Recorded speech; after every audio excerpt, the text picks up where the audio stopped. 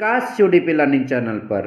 इस समय हम आपके कक्षा 10वीं के हिंदी विषय की तैयारी करा रहे हैं। इससे पहले वाले वीडियो में हम आपको हिंदी गद्य के बारे में एक संक्षिप्त जानकारी आपको प्रदान किए हैं और उसमें हमने आपको बताया था कि हिंदी गद्य का मतलब होता है बोलना, कहना या फिर बतलाना। मतलब इसके माध्यम से लेखक अपने विचार और भाव को जो है समाज के सामने प्रकट करता है। और आप सभी को पता है कि हिंदी गद्य में बहुत सारे युग हुए हैं, लेकिन आप सभी को सारे युगों के बारे में यहाँ पर नहीं पढ़ना है। आपको सिर्फ और सिर्फ इतना पढ़ना है जो आपके कोर्स में है। और आपके कोर्स में हिंदी गद्य में जो है शुक्ल युग है और शुक्लोत्तर युग है। तो इस वीडियो के माध्यम से हम शुक्ल युग से संबंधित बहुत महत्वपूर्ण जानकारी आपको देने जा रहे हैं। अगर इससे संबंधित 3 प्रश्न लगभग बनते हैं तो 3 नंबर आपके आज की इस वीडियो से लगभग आप समझ लीजिए तैयार ही होगा। ठीक है, तो सबसे पहले हम आपको बता दें कि शुक्ल युग का जो मतलब कि काल है वो 1918 से कहाँ तक चला है, 1936 तक चला है। अब इसमें हम लेखकों के बारे में बात करें, उन्होंने क्या लिखा है उसके बारे में बात करें, तो उससे पहले ये बता दें कि 1918 से 1936 तक जो है भारत की स्थिति कैसी थी। आप सभी को पता है कि अगर आपने थोड़ा बहुत इतिहास पढ़ा होगा तो 1919 में पंजाब के जलियांवाला बाग में आयोजित एक सभा में निहत्थी और असहाय जनता को गोलियों से भून दिया गया था। ठीक, और उसके बाद सन 1920 में गांधी जी ने व्यापक असहयोग आंदोलन प्रारंभ किया, किंतु लगभग 2 वर्ष बाद ही यह आंदोलन स्थगित कर दिया गया। कुछ वर्ष बाद 1931 में सुप्रसिद्ध क्रांतिकारी जो हैं भगत सिंह को फांसी मतलब की दे दी गई थी। तो इस समय ये सारी घटनाएं जो हैं भारतवर्ष में हो रही थी। तो इन सारी घटनाओं ने राष्ट्रीय चेतना को जन्म दिया और लेखकों को इस मतलब कि इन सारी घटनाओं पर आधारित लिखने के लिए जो है लेखकों को जो है इस ओर लिखने के लिए विवश किया। ठीक है, तो यहाँ पर जो रचनाएं देखने को मिलेंगी इसी से रिलेटेड आपको देखने को मिलेंगी। ठीक है, हिंदी गद्य में तो काल है 1918 से 1936 तक। किसके नाम से चला है, तो आचार्य रामचंद्र शुक्ल। मतलब इस काल के जो सबसे बड़े लेखक माने जाते थे वो थे आचार्य रामचंद्र शुक्ल। कौन थे, आचार्य रामचंद्र शुक्ल इस युग के सबसे बड़े लेखक माने जाते हैं। ये बात आप सभी लोगों को पता होना चाहिए। और अन्य नाम अगर इसकी बात करें शुक्ल युग की, तो ये अन्य नाम इसका है छायावादी युग। कभी कभी आपके मतलब कि प्रश्न में पूछता है विशेषता, लेकिन हालांकि इस बार आपके सारे प्रश्न ऑप्शनल होंगे तो ऑप्शनल में भी विशेषता तो पूछ ही सकता है। तो इस युग की विशेषताएं थी प्रकृति चित्रण। ठीक है, तो प्रकृति से चित्रण संबंधित चीजें लिखी जाती थी, प्रेम और सौंदर्य से रिलेटेड चीजें लिखी जाती थी। अगर वो काव्य भी अगर इस युग में लिखा गया होगा तो प्रेम और सौंदर्य के मतलब किससे संबंधित लिखा गया होगा। रहस्यात्मकता इससे रिलेटेड उसी को आप लोग याद करिएगा। देखिए, प्रमुख निबंधकार में अगर हम बात करें तो इस युग के सबसे प्रमुख निबंधकार तो पहले वही होंगे रामचंद्र शुक्ल। ठीक है, दूसरे गुलाब राय बहुत ही प्रमुख मतलब कि निबंधकार हैं, महादेवी वर्मा हैं, श्याम सुंदर दास हैं, संपूर्णानंद हैं। ठीक, ध्यान दीजिएगा।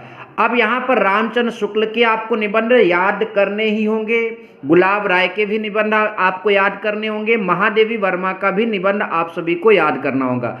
रामचंद्र शुक्ल के जो निबंध है चिंतामणि,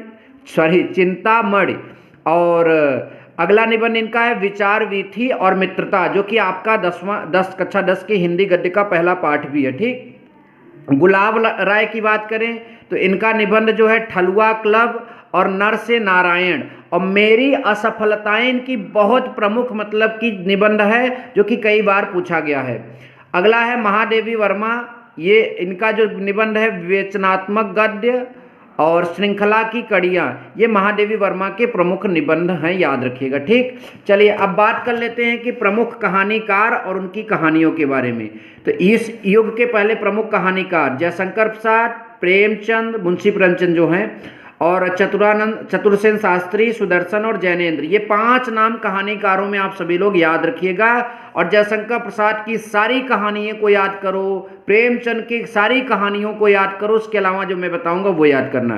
तो जयशंकर प्रसाद की कहानी है आंधी, आकाशद्वीप, इंद्रजाल, पुरस्कार। आंधी, आकाशद्वीप, इंद्रजाल, पुरस्कार। प्रेमचंद की कहानी पूस की रात, प्रेमांजलि, पंच परमेश्वर, मानसरोवर। पूस की रात, प्रेमांजलि, पंच परमेश्वर, मानसरोवर, ये इनकी कहानी है।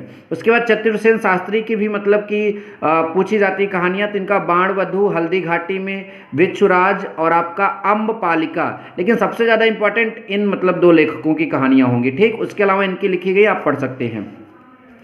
प्रमुख नाटककार में अगर मैं बात करूं तो देखिए यहाँ पर प्रेमचंद भी आए हैं और जयशंकर प्रसाद आए हैं, तो ये बहुत मतलब इंपॉर्टेंट हो जाएंगे। कहानियां भी आप इनकी याद रखो, इनके नाटक भी याद रखो, क्योंकि यहीं से क्वेश्चन ज़्यादा बनने की संभावना है। अब बात करें सबसे पहले प्रेमचंद की कहानी की, तो करबला, प्रेम की वेदी और संग्राम इनकी प्रमुख कहानियाँ हैं। और जयशंकर प्रसाद की बात करें तो एक घूंट, समुद्रगुप्त, अजातशत्रु, ध्रुवस्वामिनी, स्कंदगुप्त, ये जयशंकर प्रसाद की बहुत प्रमुख कहानियां हैं। उसके बाद जो है अगर इसमें हम बात करें तो चतुर्सेन शास्त्री का ये याद करिएगा, और बाकी भी अगर आप पूरा याद करोगे तो आपको कोई कंफ्यूजन होगी नहीं, लेकिन इंपॉर्टेंट मैं बता रहा हूँ प्रेमचंद और जयशंकर प्रसाद याद रखिएगा, ठीक। उसके बाद हम बात करते हैं प्रमुख उपन्यास के बारे में। तो जयशंकर प्रसाद उपन्यास भी लिखे हैं, कंकाल, तितली, इरावती, ठीक है, ध्यान दीजिएगा। और जयशंकर प्रसाद तो अब आपके लिए मैं बार बार बोल रहा हूँ कि इंपॉर्टेंट हो चुके हैं जयशंकर प्रसाद और प्रेमचंद। इन्होंने उपन्यास भी लिखा है, इन्होंने नाटक भी लिखा है और इन्होंने कहानियाँ भी लिखी हैं। तो जयशंकर प्रसाद के प्रमुख उपन्यास की बात करें कंकाल, तितली, इरावती, और प्रेमचंद के प्रमुख उपन्यास की बात करें तो गोदान, गबन, कर्मभूमि, रंगभूमि, सेवा सदन, प्रेमाश्रम, ठीक है, और निर्मला, ये याद रखिएगा। भगवत चरण शर्मा के मतलब के उपन्यास यहाँ पर हैं, और जो चतुर्सेन शास्त्री के उपन्यास हैं वो यहाँ पर हैं। थोड़ा सा मिस्टेक हो गया था तो मैंने आगे पीछे तीर लगाकर दिखा दिया। इस डिब्बे में हमने कुछ लिखा नहीं, लेकिन आप समझिए एकांकीकार हैं, तो मैं यहाँ हेडिंग लगाना भूल गया। ये प्रमुख एकांकीकार राजकुमार वर्मा, भुवनेश्वर, हरिकृष्ण प्रेमी और पंडित गोविंद बल्लभ पंत। तो राजकुमार वर्मा की जो एकांकी है दीपदान, पृथ्वीराज की आंखें। भुवनेश्वर की जो एकांकी है कारवां, श्यामा और सिकंदर। हरिकृष्ण प्रेमी की जो एकांकी है मातृमंदिर, राष्ट्र मंदिर, मान मंदिर, न्याय मंदिर और वाणी मंदिर भी है। पंडित गोविंद बल्लभ पंत की जो मतलब की एकांकी है वो आपका क्या है, विष कन्या। तो ये आप सभी लोग याद करिएगा, इससे रिलेटेड क्वेश्चंस आएंगे और हमारे चैनल पर बने रहें, आपकी तैयारी लगातार हम करा रहे हैं। मिलेंगे नेक्स्ट वीडियो में। Thank you so much. जय हिंद, वंदे मातरम।